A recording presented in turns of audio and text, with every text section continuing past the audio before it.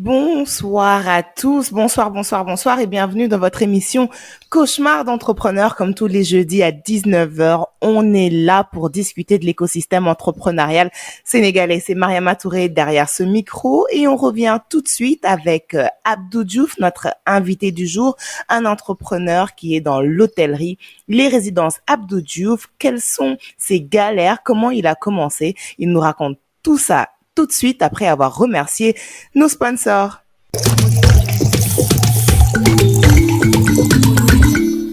La délégation à l'entrepreneuriat rapide des femmes et des jeunes au Sénégal, c'est la DER. C'est eux que vous voulez contacter pour recevoir des financements, pour savoir également comment faire accompagner votre entreprise durant cette crise Covid-19. Ils ont tout plein de programmes mis en place, la DER, der.sn, sur leur site web ou encore leur page Facebook. N'hésitez pas.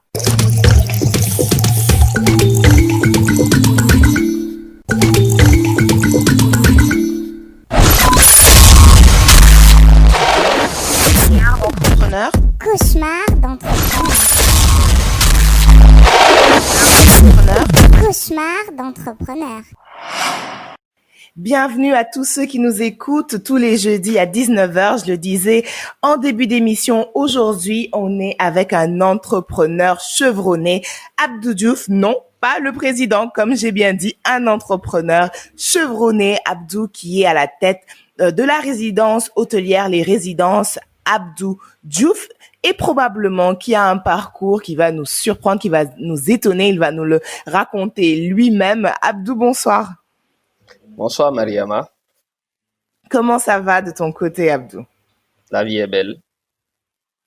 La vie est belle, alors c'est assez rare d'entendre les entrepreneurs dire la vie est belle.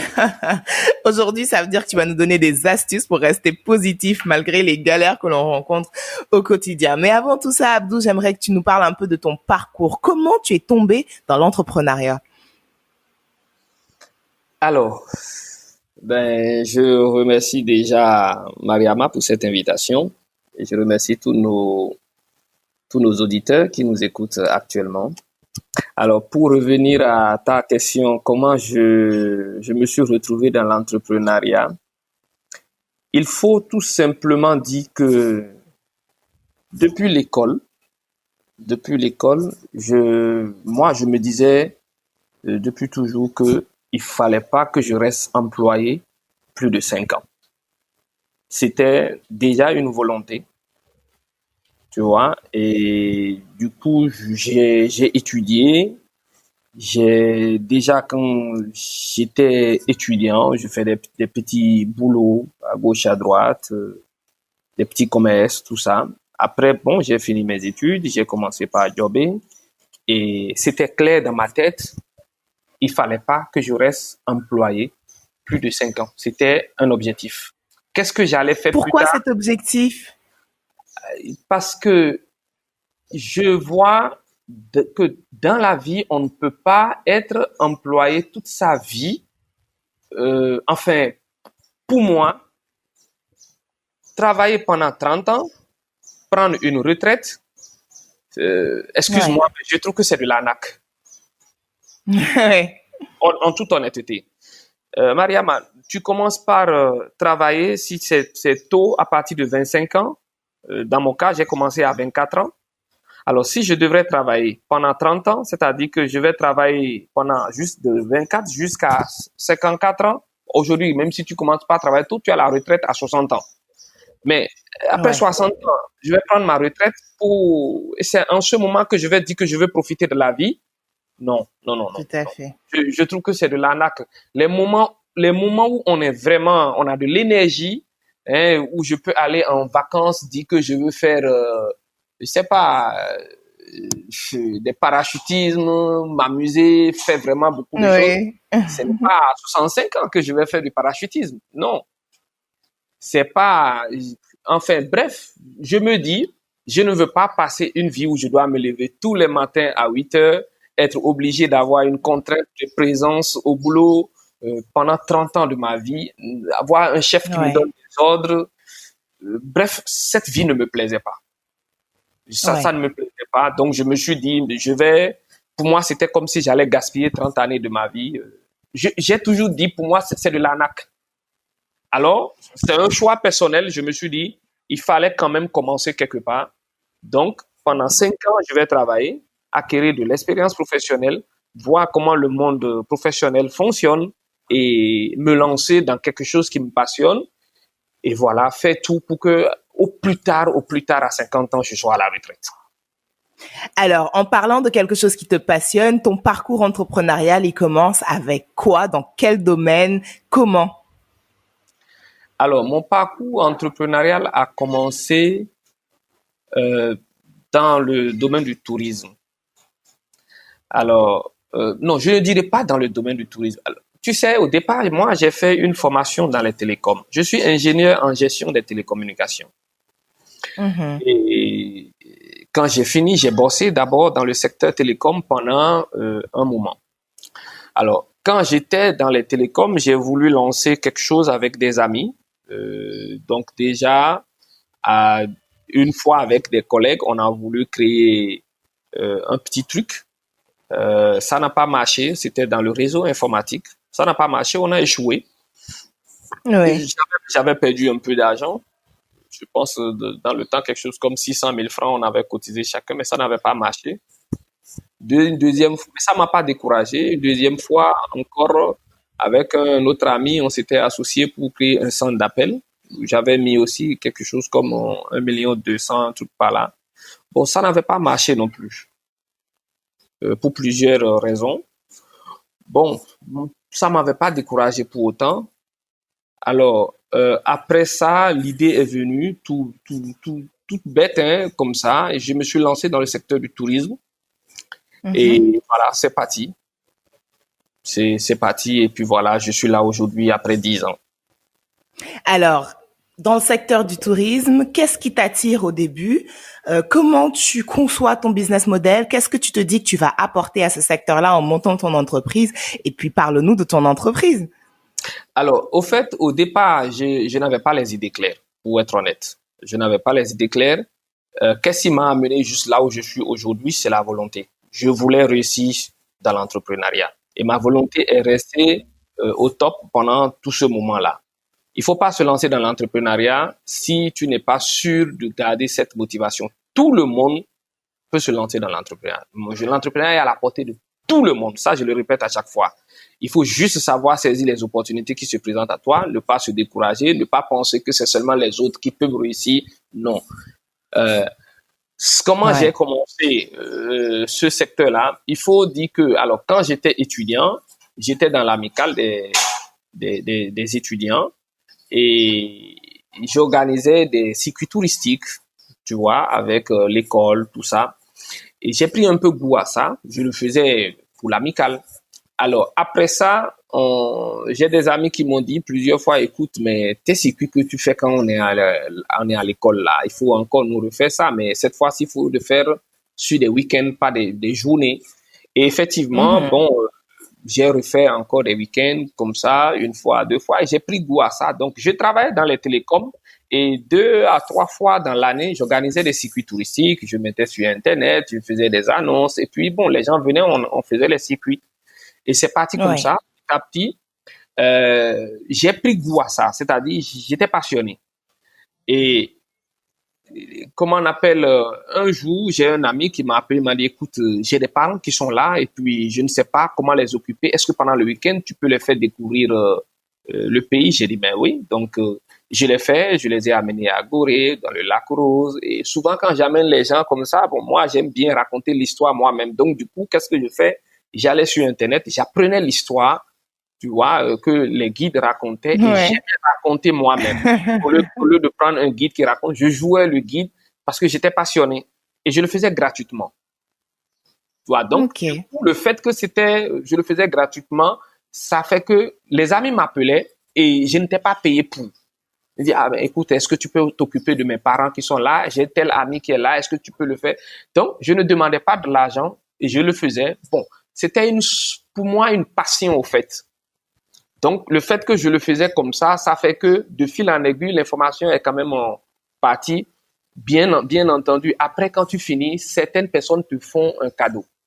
Mais c'était pas de Ouais. ça que je vivais. Moi, ça me plaisait parce que je rencontrais du monde. Je prenais du plaisir Ouais. à rencontrer des gens. Alors, comme ça, un jour, un ami m'a appelé. Moi, j'avais un appartement que j'occupais de 3 chambres salon et j'occupais une chambre et le salon parce que dans le temps, j'étais pas marié, mais je voulais un grand salon. Donc, comme je ne pouvais pas trouver un appartement de une chambre Oui. salon avec un grand salon, j'ai pris un appartement de 3 chambres salon. Et les 2 chambres, je les ai sous-louées à des étudiants. Tu vois un peu? D'accord. Alors, quelque temps plus tard, comme c'était des étudiants, ils faisaient tellement la fête à la maison que ça m'emmerdait un peu parce que moi, je travaillais, j'avais un poste de responsabilité. Je revenais à la maison le soir, peut-être vers les coups de 22 heures, j'étais fatigué.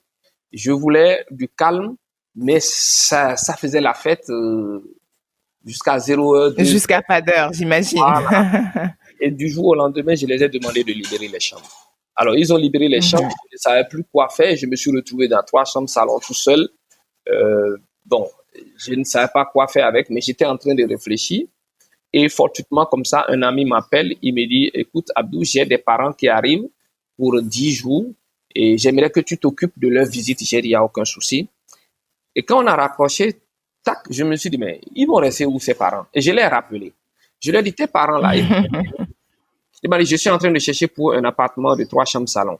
J'ai dit, ils sont prêts à payer combien par jour? Il m'a dit 35 000 francs. Alors, un calcul rapide dans ma tête, 35 000 francs fois 3, fois 10, ça fait 350 000. Qu'est-ce que tu fous dans un appartement tout seul, Abdou? C'est la première question. Alors, j'ai appelé mon pote, j'ai dit, écoute, j'ai un appartement, viens voir. Il est venu chez moi, le salon était déjà tout équipé. Il m'a dit, mais c'est bien, c'est super. Euh, tu peux équiper les autres chambres? J'ai dit oui, parce que les autres chambres étaient vides. J'ai dit oui, les parents devraient venir dans une semaine. Alors, je suis allé à la banque, j'ai pris de l'argent sur mon compte. J'ai acheté les climatiseurs, j'ai acheté les lits, les matelas, j'ai équipé les chambres et puis voilà. Les parents sont venus, moi j'ai fait ma valise, j'ai pris mon sac, j'ai pris juste une à moi ou que j'ai fermé, j'ai rangé mes trucs dedans et je les ai loués l'appartement. Je suis sorti, j'ai passé 10 jours à dormir chez des amis. Je vais dormir chez telle personne pendant 2 jours. Pour ne pas être de trop, je faisais 2 jours chez un ami et puis je changeais, j'allais chez un autre ami et je me levais les matins. Comme ça, j'avais mon sac. J'avais une moto dans le temps, j'avais mon sac dans mon coffre et j'allais au travail, je revenais. Donc, pendant 10 jours comme ça, j'ai tourné chez des amis et le week-end, Donc, tu es en train de nous dire en fait que c'était vraiment une opportunité que tu as saisie, qui t'a fait tilt et tu t'es dit, mais en fait, je peux louer un espace comme ça parce qu'il y a eu justement ce concours de circonstances. voilà. Donc, je l'ai fait comme ça pendant ces 10 jours-là. Ils sont partis, ils m'ont payé 350 000. Tu vois, et je me suis dit, mais au lieu de donner encore ma chambre, mes 2 chambres à des étudiants, écoute, je vais le mettre en location de temps en temps. J'ai fait une petite annonce, Ouais. Tam Tam, ça s'appelait Tam Tam dans le temps, un journal, et les gens ont commencé par m'appeler. Et coup du chance, vous savez, quand il y a ce qu'on appelle la loi de l'attraction, quand vous êtes sur un chemin, une fois que vous vous engagez sur Mhm. le chemin, les opportunités s'ouvrent. Mais tant que vous ne vous engagez pas, vous ne voyez pas les opportunités. Ouais. Alors, donc, du coup, j'ai fait l'annonce et puis les gens commençaient par m'appeler pour poser des questions. Et un jour, un ami m'a appelé, il m'a dit, écoute, j'ai des gens qui viennent, ils veulent 2 appartements. Est-ce que tu peux en fournir? J'ai dit oui. S'il n'y a aucun souci, viens voir. Il est venu, il a regardé mon appartement, il m'a dit, c'est très bien. Alors, j'ai dit, bon, écoute, s'ils peuvent me faire un acompte pour que je sois sûr qu'ils vont venir à telle date, moi, je peux fournir les deux. Et Et c'est comme ça que vous avez démarré un peu, en tout cas, l'esprit des résidences Abdou Diouf. Mais à quel moment ça devient formel tout ça? voilà, c'est là où je viens. Alors, je suis passé comme ça après à 2 appartements. Et quand je suis arrivé à 2 appartements, alors il y a un truc qui s'est passé, c'est que j'ai eu un souci de santé et je devrais rester à la maison pendant un moment pour me soigner. Et pendant cette période-là où je suis resté à la maison, j'ai constaté que j'avais vraiment du temps pour m'occuper de ce business-là. Je travaillais dans le temps et puis j'avais un peu de responsabilité. J'étais bien payé, mais j'avais 29 ans dans le temps et je me suis dit, pendant cette période-là où j'étais à la maison, je me suis dit, Abdou, il faut que tu démissionnes et que tu t'occupes de ce business-là. Sinon, si tu n'en fais pas un business à plein temps, ça ne peut pas décoller. Ouais. Et c'était à peu près combien de temps après avoir démarré ça comme ça de manière intuitive que tu t'es dit, il faut 45. formaliser, il faut le faire sérieusement? Le formaliser est venu après. C'est-à-dire, c'est après, au bout de 2 ans, que je me suis dit, il faut créer les résidences Abdou Diouf. Parce que quand j'ai commencé par faire du meublé, comme ça, j'appelle ça, je faisais du meublé comme tout le monde le fait aujourd'hui dans les rues de Dakar. Je l'ai fait comme ça, j'ai augmenté après les appartements à gauche, à droite, j'ai augmenté. Mais à un moment donné, je me suis rendu compte que tout le monde fait du meublé dans les rues de Dakar. Ça, c'est un. Deuxièmement, il fallait que je me démarque pour que le business marche. Donc, quand j'allais vers, par exemple, des entreprises pour les démarcher, souvent, ils me demandaient des factures et je ne pouvais pas faire une facture avec TVA. C'est sûr. Ça me bloquait un peu. Autre point, c'est que certaines personnes te posaient une question très simple, c'est que les gens te disent, bon, écoute, j'ai un groupe de 5 personnes ou 6 personnes qui arrivent et chacun veut avoir sa chambre, il faut qu'ils restent ensemble. Alors, ça posait tout de suite un souci parce que quand tu as un appartement de 3 chambres salon, tu ne peux loger que 3 personnes. Et quand tu as 6 personnes qui veulent rester sur le même site, ça pose un souci. Ça devient compliqué. Ça devient compliqué. Et j'ai démarché, j'allais beaucoup vers les entreprises. Au fait, je faisais le commercial, j'allais vers les gens, je me levais tôt le matin comme si j'étais toujours employé de quelqu'un et j'allais chercher le marché.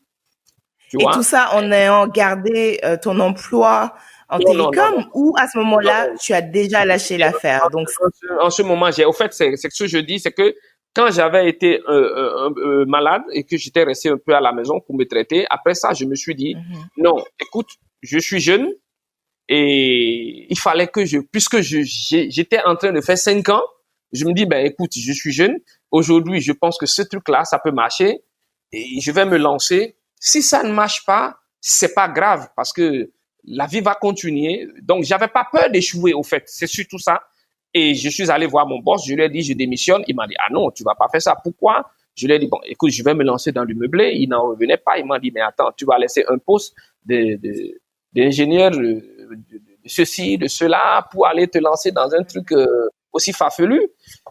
Je lui ai dit oui, avec quelques hésitations. J'ai dit oui, mais si je ne le fais pas aujourd'hui, quand est-ce que je vais le faire? Parce que de toute façon, aujourd'hui, je n'ai rien à perdre. Oui. J'ai pas de femme, j'ai pas d'enfant, j'ai pas d'engagement. Même si j'échouais, je vais me soucier juste de moi. J'en ai parlé à quelques amis dans le temps, sous des promotionnaires. Tout le monde m'a traité de fou. Attends, qu'est-ce que tu racontes? Tu vas laisser un job où tu es bien payé comme ça pour aller te lancer dans quoi? Personne ne voyait que c'était une entreprise que je pouvais créer. Mais moi, je me disais, c'est pas grave, je vais essayer. Si j'échoue, c'est pas grave, je vais recommencer. De toute façon, je peux encore aller chercher du travail, même si je ne trouvais pas un bon travail, je pouvais encore aller chercher du travail. J'ai des diplômes et j'avais 5 ans d'expérience. Donc, il n'y a pas de souci. C'est sûr que c'est un avantage. Voilà.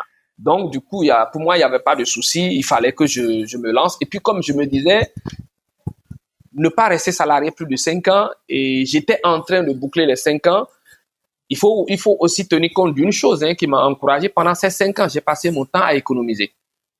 J'économisais. C'est très important parce que beaucoup de personnes qui vont se lancer dans l'entrepreneuriat n'ont pas forcément un petit pactole, une petite pochette avec des économies qui leur permettent d'investir, mais surtout de tenir en cas de couac. Et ça, c'est important de le dire aux auditeurs qui nous écoutent. Le fait d'avoir des économies de côté, ça permet de démarrer son entreprise avec un peu plus d'esprit de tranquillité, en tout cas, n'est-ce pas? Oui, je confirme. Moi, dans mon cas, ça m'a aidé. Je me suis dit, bon, même si je devrais échouer, bon, Voilà, pendant 6 mois, je pouvais encore vivre, mais bon, même si c'était après les 6 mois, ce qui ne m'inquiétait pas, c'est que je n'avais pas de charge. Il fallait juste que j'aille toquer la porte de Mariama pour dire Mariama, je n'ai rien à manger aujourd'hui. Et puis bon, voilà, j'allais C'est avoir à sûr. manger. Voilà. Bon, donc du coup, je me suis dit, bon, écoute, ceux qui échouent, c'est ceux qui essayent. Tant que tu n'as pas essayé, tu peux pas échouer. Alors, tant que tu n'as pas essayé, tu peux pas réussir. Et comment savoir si on peut réussir dans l'entrepreneuriat? C'est en essayant. Tant que tu n'as pas Tout à essayé, tu peux fait. pas savoir si tu peux réussir. Donc, Alors, du tu nous coup, disais un truc super intéressant tout à l'heure, c'est que tu commençais déjà au début de ton entreprise à voir les limites, à savoir par exemple par rapport aux besoins de ta cible, rester sur le même site, voilà. etc. Donc, il y avait ça. Bon, donc, non seulement ça aussi, j'étais quand même assez embêté aussi par la police. Au fait, et quand j'ai commencé, je me suis dit, pas plus d'un an dans l'informel. Mais un an après, je ne pouvais pas me lancer. Il y avait encore quelques conditions que je ne remplissais pas. Et au bout de 2 ans, en 2012, voilà, j'ai décidé maintenant de créer carrément une résidence pour surtout attaquer le secteur des entreprises. C'est-à-dire, je ne voulais pas être là seulement un meublé qui attend juste de recevoir 2 ou 3 personnes, mais j'ai constaté au fait que lorsque tu as un groupe de 10 personnes qui viennent à Dakar et que ces 10 personnes-là, ils veulent pas payer cher, ils veulent pas payer très cher, pour qu'ils restent ensemble dans un meublé, ça devient compliqué. Si c'est des gens qui veulent payer moins de 20 000 francs par mois, par jour, ils ont du mal à aller, par exemple, trouver un hôtel où ils vont payer 20 000 francs et ils sont au nombre de 10. Ouais. Alors, je me suis dit, il faut que je reste sur cette gamme-là de quelqu'un qui fournit des chambres propres et sécurisées. Je mettais surtout l'accent sur la propreté parce que quand tu visites des trucs qui sont moins chers, souvent la propreté laisse à désirer. Donc, moi, je prenais des employés et je les formais surtout sur la propreté. Et je faisais très attention à la propreté. Je dis, bon, on peut être pauvre mais propre. Donc, je suis allé au ministère du Tourisme, j'ai pris les informations qu'il fallait, j'ai trouvé un bailleur qui avait construit sa maison, qui voulait mettre en location. Je me suis entendu avec lui, j'ai pris l'immeuble en entier, on a fait un bail de 10 ans et j'ai laissé tomber les meublés, mes appartements meublés à gauche, à droite, et puis j'ai Ouais. tous mes équipements maintenant vers cette résidence-là que j'ai complètement transformée en résidence hôtelière et j'ai gardé toujours Hôtelière. à 16 000 francs la nuitée. Et dans chaque chambre, tu as la toilette à l'intérieur, tu as le frigo bas, tu as la télévision, tu as un petit bureau, la chambre elle est climatisée, tu as la connexion Internet. Et j'avais 20 chambres. Donc, avec ça, Wow. 20 chambres sur un site, j'avais maintenant les armes qu'il fallait pour attaquer le secteur des entreprises. Donc, j'ai fait des cas de visite.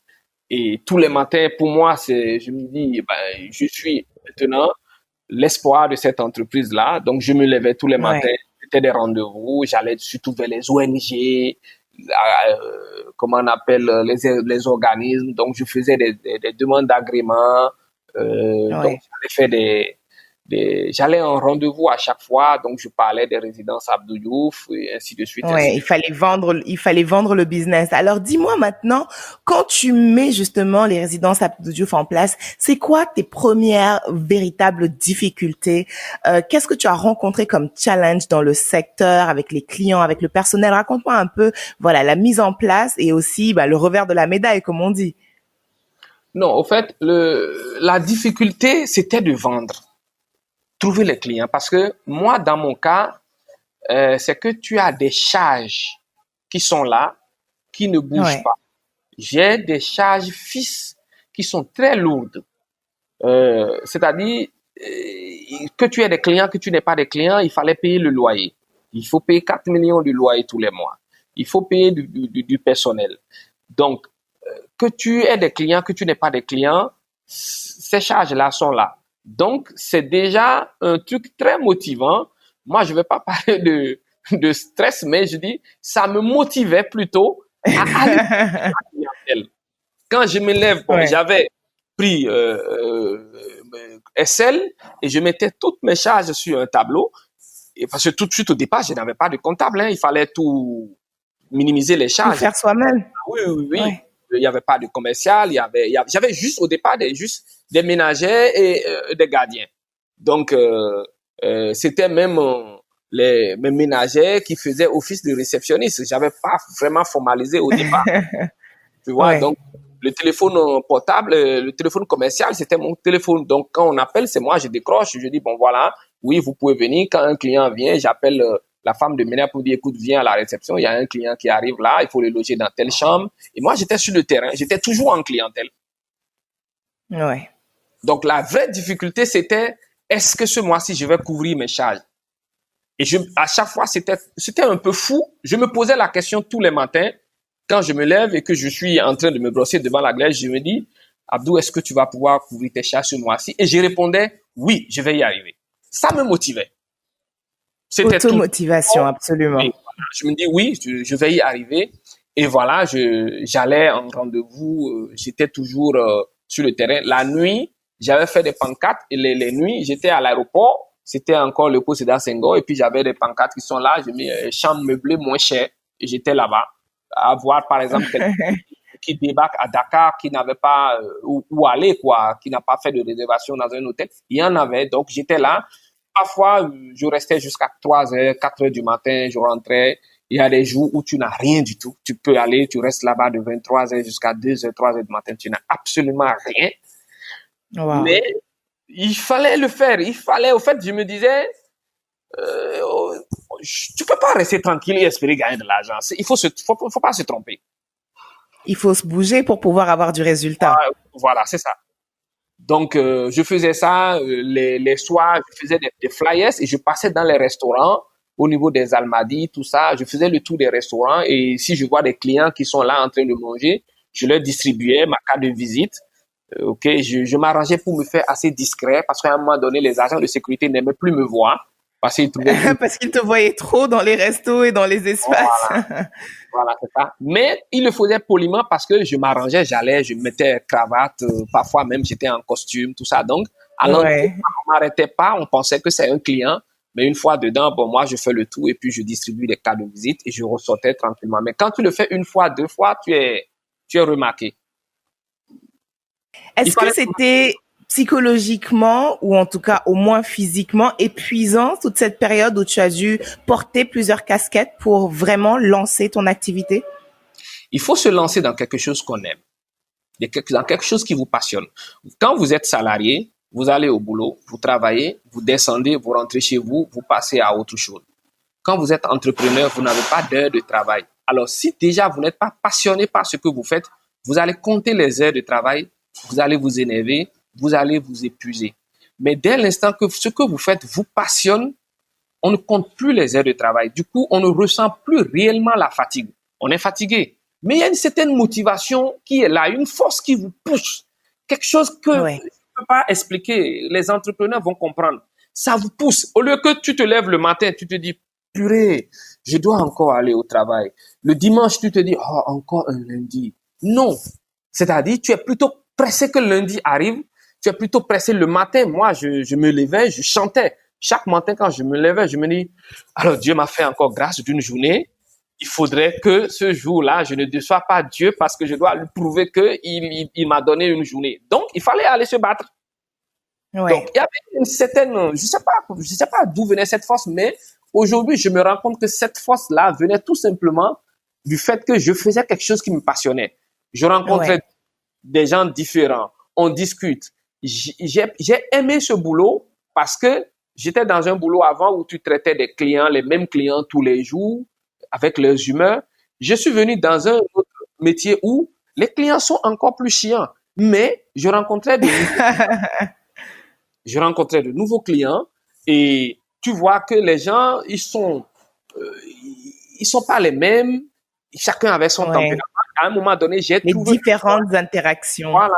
Et j'ai trouvé les moyens petit à petit de glisser d'autres méthodes de décontracter les clients. C'est quoi, par exemple, comme c'était des gens qui venaient la plupart du temps de l'étranger, quand je vous loge, en même temps, je vous dis, écoutez, trouvez un jour, je vous emmène boire une bière.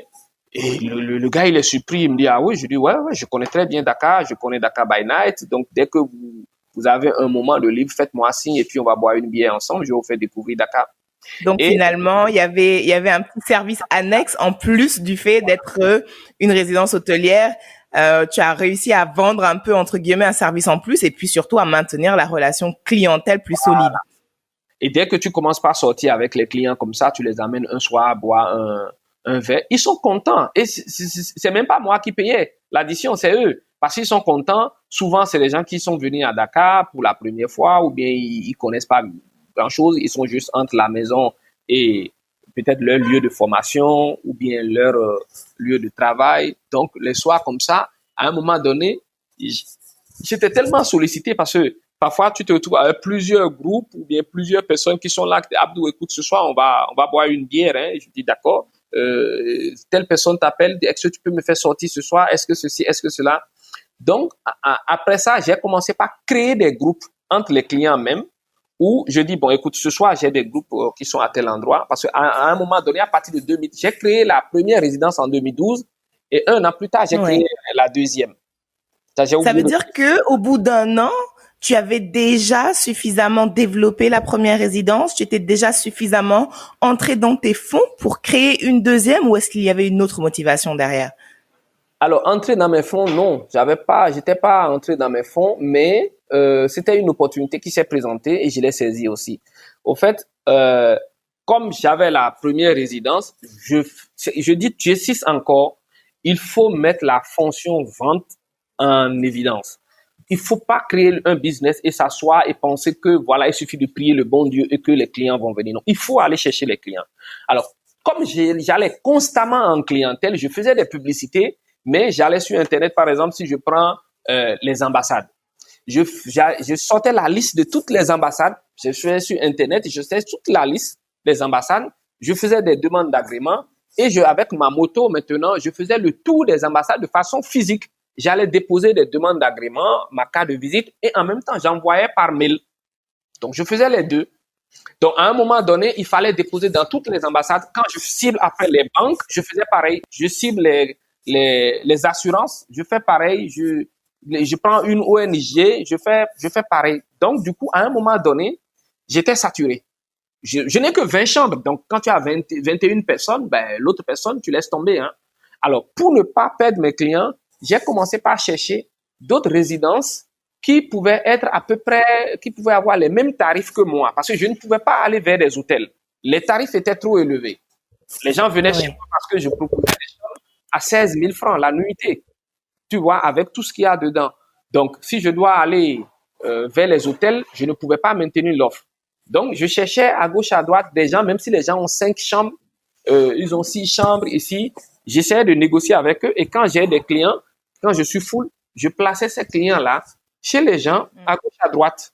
Je plaçais pour toujours être celui qui est le contact entre le client et en fait, le commercial du client. Je voulais toujours être celui qui est en avant. Et je prenais les clients. Je les prenais. Alors, par contre, une chose que je faisais, c'est que je ne prenais pas de commission. Quand le client vient et que je l'installe, je lui explique clairement, je dis, écoutez, moi, je suis full, mais comme vous m'avez contacté, j'ai essayé de vous trouver quelque chose. Voilà, ici, c'est tel prix, ils le font. Voici le gérant. Je vous installe ici. Si ça vous convient, vous restez. Si ça ne vous convient pas, faites-moi signe, je vais vous chercher autre chose. Et je refusais de prendre des commissions. Alors, le fait de ne pas prendre de commission, c'était par rapport à quoi? À la relation clientèle, installer la confiance, c'était par rapport à quoi? C'est-à-dire, premièrement, je ne voulais pas que, tu sais, quand tu amènes les clients chez quelqu'un et que tu dois prendre des commissions, souvent, le prix n'est pas, s'ils pouvaient faire une réduction, par exemple, parce que très souvent, les gens étaient plus chers que moi. Peut-être il fait la chambre déjà à 20 000. Or, moi, je suis à 16 000. Si je dois prendre une commission, il va pas baisser le prix. Donc, je refusais de prendre la commission pour qu'au moins il puisse faire sa chambre peut-être à 18 000. Tu me suis? Absolument. C'est pour pouvoir tout simplement avoir les meilleurs prix pour tes clients qui restent absolument dans ta base de données, en fait. Exactement, c'est ça. Tu vois, et aussi garder ce contact-là avec le client. Donc, le client, il est ailleurs, mais toujours, tous les jours, je les appelais. Alors, est-ce que tout se passe bien? Est-ce que ceci? Est-ce que cela?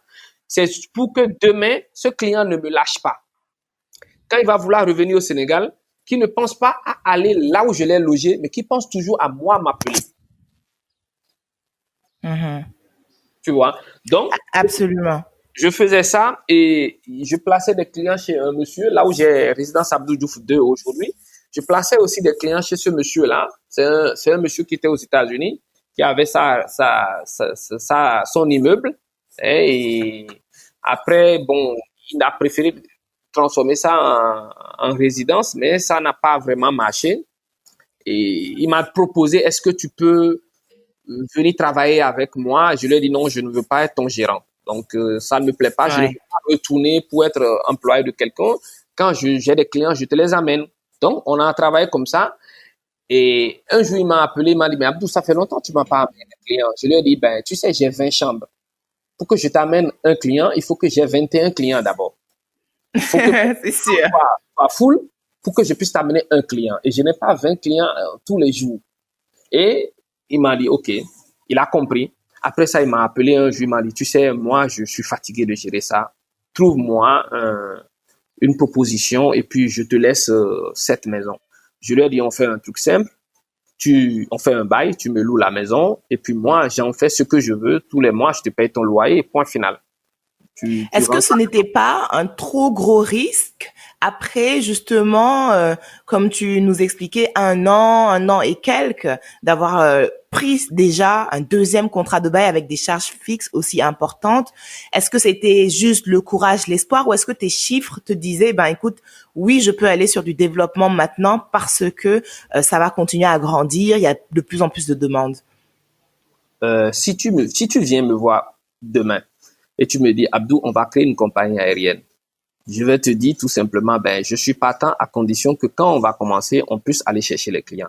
Est-ce que c'est un gros risque? Je ne sais pas si c'est un gros risque ou pas, mais moi, je faisais confiance à une chose. Quand je lance une activité, il faut pas rester assis et attendre que la clientèle vienne. Si on va chercher les clients, on peut remplir. Ouais. Donc, les chiffres, oui, mais pas forcément. Moi, je me disais tout simplement, il m'a offert une opportunité parce que pour que je trouve la première résidence, j'ai galéré, Mariama. J'ai vraiment galéré parce que quand tu dis à quelqu'un, je veux en faire un hôtel, il voit tout de suite des chambres de passe. Et ils veulent pas. Ils voient tout de suite des chambres de passe et ils veulent pas. Donc, moi, quand je me suis lancé, j'étais dans l'informel. Je me disais, dans un an, j'allais quitter l'informel. Mais un an après, personne ne voulait me louer. Personne ne voulait me louer une résidence. Tout un immeuble. Donc, du coup, j'ai galéré et j'avais des sérieux problèmes dans le temps aussi avec la police. Comme je faisais des publicités, à chaque fois, les policiers, ils m'emmerdaient. Tu vois, il y avait les inspecteurs de la police touristique qui étaient sur mon dos. Donc, bon, je me dis, écoute, il fallait quand même que je trouve quelque chose parce que je ne voulais pas arrêter de faire de la publicité. Et je ne voulais pas rester dans l'illégalité. Et il fallait trouver. Ça a été vraiment, vraiment, vraiment compliqué pour moi. De telle sorte que même quand je trouvais des maisons à visiter, quand je devrais aller voir les propriétaires, j'avais certains clients qui étaient des gens ici qui ont des sociétés, qui sont là, j'hébergeais leurs gens et j'avais de bonnes relations avec eux. J'allais les supplier pour qu'ils viennent avec moi rencontrer les bailleurs et les gars, ils venaient. Il y a des gens qui m'ont aidé, hein. Ils venaient avec des 4x4 en voiture et puis ils venaient et disaient oui, c'est mon jeune, donc voilà, je suis derrière lui. Pour pouvoir être pris au sérieux, en fait, par vos interlocuteurs. Exactement, parce que dans le temps, il y avait l'âge qui me frappait. J'avais 31 ans. On était en 2012, donc j'avais 31 ans. Donc, un jeune qui débarque avec une moto en plus, j'avais pas de véhicule, avec une moto en plus, c'était pas crédible. Tu viens, tu négocies un immeuble R+4 où il faut payer 2 millions de loyer tous les mois. C'était compliqué. Donc, c'était pas impressionnant. Donc, j'étais obligé de trouver cette stratégie-là où je demandais à mes amis qui étaient directeurs de société et à mes clients, quoi, avec qui j'ai développé de bonnes. Donc, les gars, ils m'aidaient. Ils venaient comme ça. Une fois même, j'ai un client à qui j'ai demandé ça. Il m'a dit, Abdou, je viendrai non seulement, mais je vais venir avec d'autres amis. Ils sont venus avec 3 Prado. Et quand on a garé, c'était très impressionnant et tous, ils parlent, ils disent, oui, c'est notre jeune c'est nous qui sommes derrière lui. Donc, on va lui confier, c'est lui qui sera le gérant, mais c'est nous qui sommes derrière. L'importance de maintenir de bonnes relations avec ses clients et de savoir aussi exploiter éventuellement ces amitiés qui se créent. Ça dit beaucoup de choses, hein, justement, du service client, de l'implication aussi de l'entrepreneur finalement dans la commercialisation de son business. Et là, on sent que vraiment, tu es un entrepreneur qui est à 100%, pour ne pas dire à 1000% impliqué à toutes les étapes. Alors, j'ai envie de te demander, de manière générale, ton business, est-ce qu'il a évolué comme tu l'avais imaginé? Au bout de 10 ans aujourd'hui, quand tu regardes, est-ce qu'il a évolué comme tu l'avais imaginé? Qu'est-ce que tu as rencontré comme spécificité liée à l'environnement sénégalais qui a impacté ton business? Alors, est-ce qu'il a évolué comme je le voulais? Non. Non.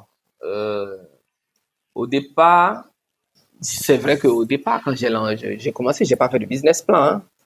Je me suis lancé avec mon courage, ma persévérance, avec ma volonté. Mais après, j'ai commencé par rêver. Quand j'ai créé le deuxième, j'ai commencé par rêver. Je me suis dit, il faut que, au bout d'un certain moment, il fallait que le deuxième, quand je l'ai créé, j'avais juste 16 chambres. Alors, je me suis dit, il fallait que je crée une troisième résidence, tout ça. Au bout de 2 ans encore, il fallait que je crée une troisième. Alors, au bout de 2 ans, je me suis dit non, il fallait pas que je crée une troisième. J'ai changé d'idée parce que j'ai demandé juste une autorisation à mon bailleur et je lui ai dit, écoute, je vais faire des transformations plutôt. Parce qu'il y avait des espaces, vides que je pouvais utiliser. Au lieu d'aller louer un autre immeuble encore, j'ai décidé de transformer ces espaces vides parce que, par exemple, le monsieur, il avait fait des cuisines qui étaient très grandes. Moi, j'en avais pas besoin. Il avait des salons qui étaient très grands, donc j'en avais pas besoin. Et donc, du coup, au lieu d'aller prendre une troisième résidence, j'ai plutôt fait des transformations, j'ai beaucoup investi dedans et j'ai créé 8 nouvelles chambres. Donc, au lieu, je suis passé avec cette résidence-là en 2016, au lieu d'aller créer une troisième, la deuxième qui était à 16 chambres est passée à 24 chambres. Oui. Tu vois? Donc, après ça, je me suis dit que bon, je vais créer, je voulais en faire une chaîne. Donc, je voulais aller vers maintenant d'autres horizons, quitter Dakar, aller ailleurs, aller créer Elrad. Dans d'autres régions, etc. Voilà, aller créer Elrad à Abidjan, aller créer Elrad un peu partout. Alors, premièrement, je me suis dit, je vais d'abord avoir une bonne assise avant de me lancer dans ça. Et la vraie difficulté que j'ai rencontrée, c'est un accompagnement bancaire. Je ne pouvais plus, avec mes forces, continuer. Je rappelle que tout ça, je l'ai fait sans accompagnement bancaire. J'ai tout fait sur fonds propres. Comment j'ai fait tout ça? Pendant toutes ces années. Toutes ces années. Même jusqu'aujourd'hui, je n'ai jamais eu de prêt. C'est maintenant que je suis en train de chercher à avoir un prêt. Bon, ça a été une erreur dont je me suis rendu compte bien plus tard. Tu vois, c'est parce que tu n'avais pas engagé la démarche de demander, ou est-ce que c'est parce que à l'époque tu avais demandé et peut-être que tu n'avais pas encore les garanties suffisantes? Au fait, à l'époque, j'ai demandé, qu'est-ce que j'ai fait dans un premier temps? Je suis allé voir mes bailleurs. C'était mon bailleur de Abdou Diouf II qui un jour est venu, il a vu la maison, il m'a dit, mais Abdou, ce que tu as fait ici, moi qui suis 100 fois plus riche que toi, je n'avais pas ces idées-là, la façon dont tu te bats. Franchement, laisser cette maison au bout de 10 ans, ce sera un échec pour toi. Je te conseille de trouver une banque pour acheter la maison. J'ai dit, tu es prêt à me vendre? Et il m'a dit, oui, avec tout ce que tu fais, franchement, je préfère pas te reprendre cette maison. Alors, je suis allé voir mon banquier, je les ai parlé de ça. On est rentré il fallait faire un business plan, il faut faire ceci, il faut faire cela. Donc, j'ai pris un expert, je suis allé voir la DPME, que je remercie au passage, qui m'a beaucoup accompagné. Et ils ont mis un expert à ma disposition. On a fait tout un on a monté le business plan, tout ça. Mais ça ne s'est pas fait parce que les garanties qu'ils me demandaient, je ne les avais pas. Ils voulaient que j'apporte déjà, je pense, 70% du montant. Pas 70, 30% du montant, je ne l'avais pas. Ils ont sorti après des trucs un peu cons, excuse-moi du thème, parce que j'ai vu 3 banques avec qui on a travaillé, ils trouvaient que les tarifs que je pratiquais étaient trop bas. Ma marge bénéficiaire D'accord. est trop faible. Donc, Ouais. si je dois les rembourser, Les rembourser, ça allait mettre beaucoup trop de temps à leur goût. de temps, voilà. Ils voulaient que je fasse un business plan où je vais rembourser sur 3 ans. Wow. Il y a d'autres qui sont Pour des allés sur... montants de combien? On était à 300 millions. Ouais, sur 3 ans, c'est énorme. C'est énorme. Voilà. Donc, moi, au départ, je l'avais fait sur 10 ans. Après, j'ai essayé de compresser jusqu'à 7 ans. Mais moins de 7 ans, je ne pouvais plus. Et il y a que finalement une banque, je ne vais pas donner leur nom pour ne pas leur faire de la mauvaise Oui, publicité. bien sûr. Donc, il y a une banque qui a vraiment quand même, parce que c'était une amie qui était là-bas, qui a vraiment voulu quand même m'aider. Ils ont tout fait. Après, on a réduit sur 6 ans. Ils m'ont dit, écoute, sur 6 ans, il faut que tu fasses un effort. Mais quand j'ai regardé les prix, les tarifs que je devrais payer sur 6 ans, non, sur 5 ans, je me suis dit, aujourd'hui, je suis arrivé à un niveau où il fallait pas que je prenne certains risques. Si demain, la banque, je n'arrive pas à les payer, ils vont venir saisir, non seulement vendre au plus offrant, mais aussi, j'avais maintenant des employés qui comptaient sur moi, qui se battaient pour cette maison et qui sont des soutiens de famille.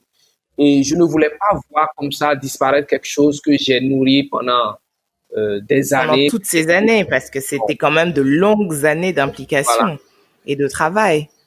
J'ai laissé tomber. J'ai dit non, écoute, je vais attendre le moment où je suis vraiment, vraiment stable pour revenir sur ça. Donc, moins de 7 ans, rembourser 300 millions en moins de 7 ans, je ne pouvais Non. pas. Je ne pouvais pas. Donc, C'est difficile, je pense, pour tous les entrepreneurs, notamment dans l'écosystème dans lequel nous sommes, de s'imaginer rembourser en moins de 3 ans une telle somme, tout en gardant de quoi, comme on disait, payer ses employés voilà, et puis les charges, investir encore dans le business, le faire grandir, etc. Alors ça fait partie des choses qui ont freiné l'évolution telle que tu l'imaginais, d'autant plus que tu avais investi quand même pour agrandir les résidences, la deuxième résidence. Cette année, on a aussi eu des éléments extérieurs très, très, très compliqués et très, très inédits. Tu sais que je parle de l'arrivée de la COVID-19 dans le pays. Comment ça a impacté ton activité? Hey, ne zappez pas, on revient tout de suite.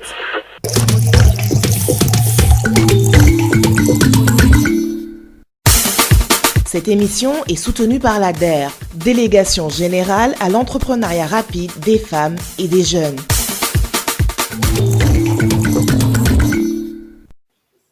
bon, ça l'a impacté sur toute la ligne. Hein. Le secteur du tourisme est carrément mort.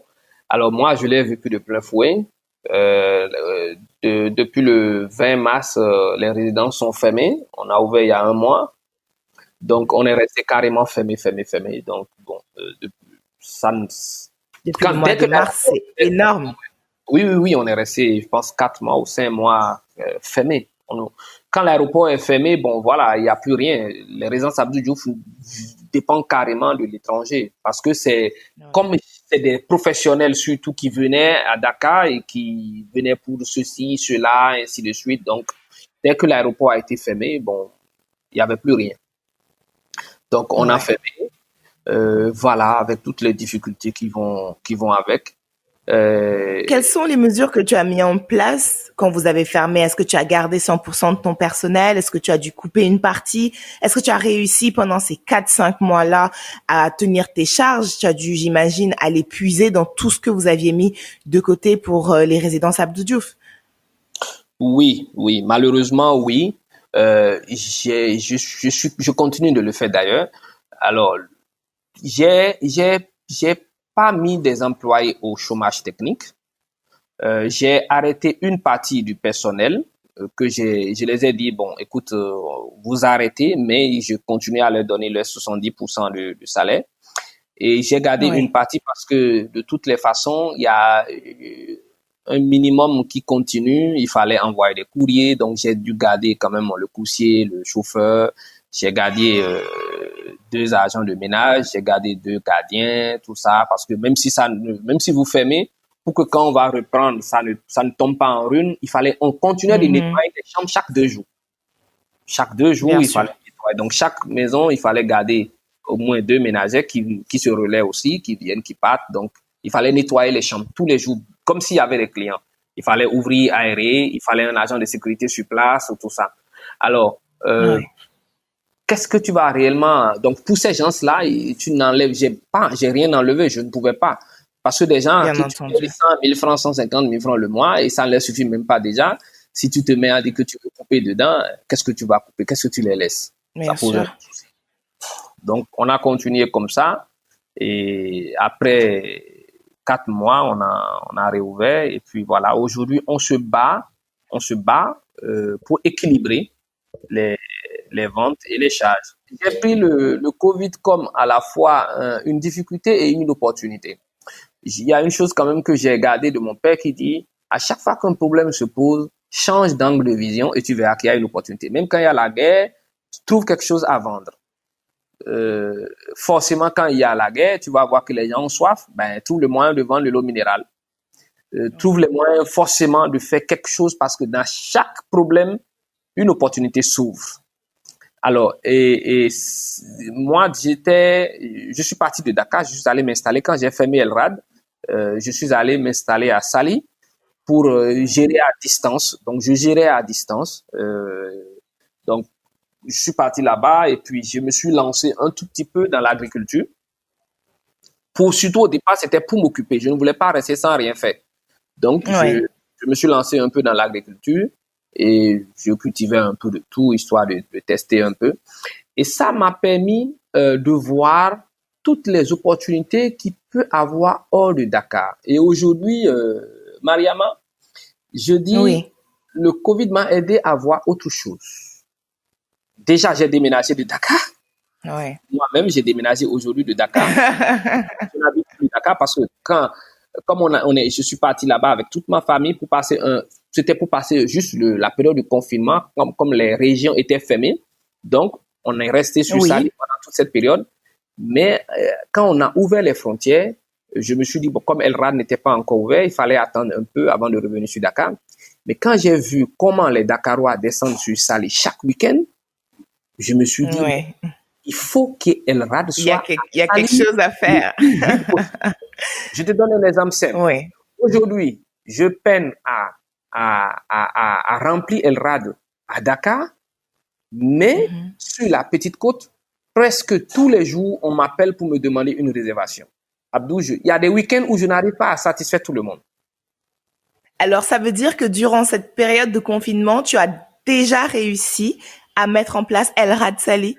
Non, j'ai pas mis en place Elrad Saly. Qu'est-ce que j'ai fait? J'ai tout simplement passé mon temps à recenser tout ce qu'il y avait comme meublé, les villas meublées sur Saly. Disponible. Voilà, pour faire un peu comme ce que tu faisais avant, la mise en relation. Voilà, exactement. C'est la même chose. Donc aujourd'hui, je connais plein de gens sur la petite côte qui ont des villas, qui ont des appartements meublés, qui ont des champs meublés, voilà, ainsi de suite. Donc, les gens me demandent, je veux aller à Saly passer un week-end, qu'est-ce que tu me proposes? J'ai une panoplie de propositions. Donc, je propose aux gens.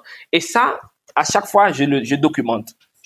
Et ça me permet de voir de façon statistique combien de fois les gens ont envie de sortir de Dakar. Donc, c'est après un peu comme du tourisme local. Donc, je vois aujourd'hui que si je mets Elrad sur Saly, je n'ai plus besoin de dépendre de l'aéroport pour faire fonctionner ça. Juste avec la clientèle. Oui, c'est-à-dire qu'il y a un repositionnement de ton business model. Elrad Dakar axé sur des clients étrangers, mais Elrad Saly éventuellement très rapidement dans le futur pour le tourisme local, pour les Sénégalais qui veulent aller à l'intérieur des régions. Et ça, c'est une opportunité qui est née du Covid. C'est incroyable.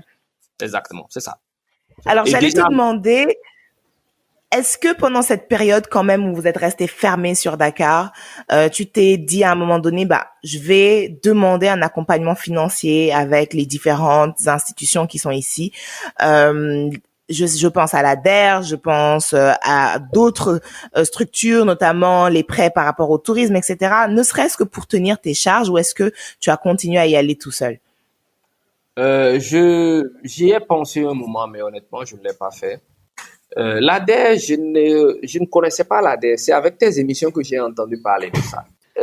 L'État avait mis un accompagnement au départ qui était de faire un prêt, voilà, à tous les hôteliers qui demandaient. C'était sur 3 mois. Mais bon, j'ai pas jugé utile de prendre ça, ça m'intéressait pas. À chaque fois, mon banquier se moquait de moi pour me dire, bon, écoute, tu demandes toujours des prêts investissement alors qu'il faut que tu commences à prendre des prêts de consommation. Moi, j'ai toujours été un peu, comment je vais le dire, ça ne m'intéresse pas de prendre des prêts pour vivre. Je veux prendre des prêts pour investir. Oui.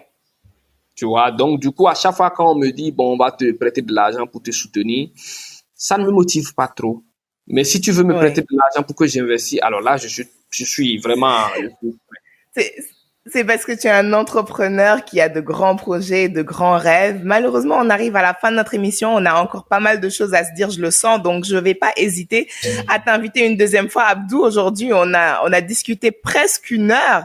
Et ton parcours est absolument époustouflant, notamment parce qu'on sent en toi une détermination dont je pense la jeunesse sénégalaise, mais aussi la jeunesse africaine en général, a besoin. Il faut qu'on s'en inspire. C'est très, très motivant de t'entendre dire, voilà, j'ai commencé sur fonds propres, je me levais tous les jours, j'allais frapper à toutes les portes pour chercher les clients. On se rend compte que voilà, la force est dans le mental au final. Oui. La force est dans le mental. Il m'est arrivé à plusieurs reprises de discuter avec des jeunes qui me disent, oui, on n'a pas de soutien, on ne nous soutient pas. Je dis, qui va vous soutenir? Ma question, c'est ça. Qui va vous soutenir? Mais c'est à vous de vous soutenir. C'est à vous de soutenir l'État. C'est pas à l'État de vous soutenir. Si vous attendez que ce soit l'État ou telle personne qui vous soutienne, vous êtes parti pour échouer. C'est ça. C'est un changement de paradigme dans la vision. C'est de se dire, au lieu d'attendre que l'on vienne vers moi, à moi d'aller chercher, à moi d'aller frapper aux portes, pardon. Et tout à l'heure, tu as dit quelque chose qui m'a vraiment marqué. Tant qu'on n'a pas essayé, on ne peut ni échouer, ni réussir. Et sur ces mots, je voudrais qu'on clôture cette émission. Merci beaucoup, Abdou. Est-ce que tu voudrais rajouter, toi, un dernier mot? Oui, je vais répéter ce que j'ai dit tout à l'heure. L'entrepreneuriat est à la portée de tout le monde. Tout le monde peut entreprendre. Il faut pas penser que la réussite est faite pour les autres. Elle est faite pour nous. C'est à nous de nous lever et d'aller chercher la réussite. Elle est là. Donc, si vous avez des idées, ne passez pas votre temps à rester dans votre coin à dire que vous attendez le bon moment. Le bon moment, c'est à vous de le créer. Si vous le créez pas, vous l'aurez jamais et vous allez penser que telle personne a de la chance, telle personne a ceci, mais en réalité, cette chance, elle est là pour tout le monde. Il y a juste un travail à faire. Maintenant, si quelqu'un se sent mieux dans son salariat, il préfère recevoir son salaire à la fin du mois et attendre qu'on lui donne des ordres. C'est aussi un choix, hein. Il y a des gens qui sont heureux avec. Mais tout le monde peut entreprendre. Ouais, tout le monde peut entreprendre. Ouais, même si vous échouez, recommencez. Ce n'est pas la fin du monde. Tant qu'on n'a pas essayé, on ne peut ni échouer ni réussir. Hein. Je pense que c'est vraiment ça l'enseignement qu'on va retenir. Les résidences Abdou Diouf, on les retrouve où et comment, Abdou? Donne-nous 2-3 détails. Une page Facebook, un site web, un numéro de téléphone. Où est-ce que vous êtes situé très rapidement pour que les personnes qui sont intéressées puissent vous contacter? Sur Internet, allez sur Google, vous tapez les résidences Abdou Diouf. Vous allez tout voir.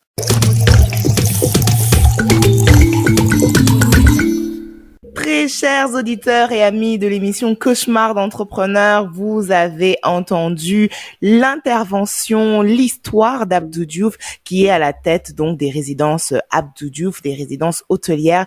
Malheureusement, parce que notre entretien a été plus long que prévu, nous ne pourrons pas vous faire passer la rubrique des astuces de l'expert, mais on a quand même profité de cette heure pour parler à un entrepreneur qui a vraiment des choses à raconter, beaucoup de choses à nous dire et beaucoup de choses à enseigner à cette future génération d'entrepreneurs qui aimeraient également avoir les clés de la motivation. Restez à l'écoute de la 98.5. On revient la semaine prochaine, toujours avec des histoires, des galères, des cauchemars d'entrepreneurs et avec cette rubrique qui est la rubrique de l'expert soutenue par l'ADER. À bientôt.